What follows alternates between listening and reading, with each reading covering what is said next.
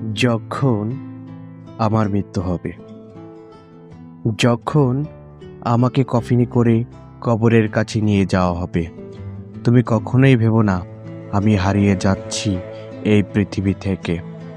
আমার জন্য অশ্রু ফেলো না, আমাকে ভেবে আর্তনাদ করো না, দুঃখকে স্পর্শ করতে দিও না, কারণ আমি অতল কোনো নরকে পড়ে যাচ্ছি না।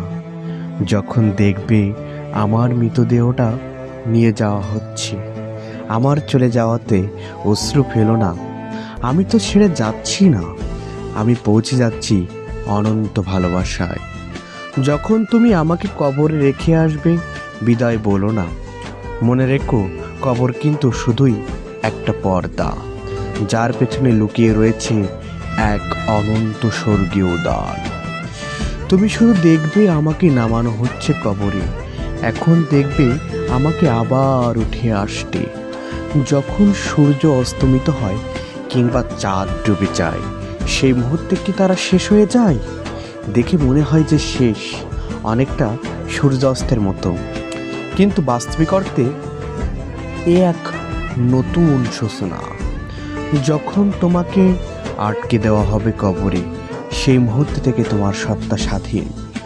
তুমি কি দেখেছো কখনো কোনো বীজ মাটিতে মিশে গিয়েও জেগে ওঠেনি নতুন জীবন নিয়ে? তাহলে কেন তুমি মানুষ নামের এই বীজের উঠে আসাকে সন্দেহ করো? তুমি কি দেখেছো কখনো কূপে নামানো কোনো পাত্রকে খালি ফিরে আসতে?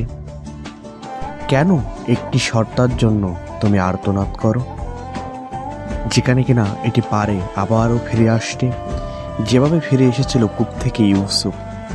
যখন শেষবারের মতো তোমার মুখ বন্ধ করবে, তোমার কথা এবং সত্তা এমনই এক জগতের অংশ হবে যেখানে নেই কোনো সীমানা, নেই কোনো সময়।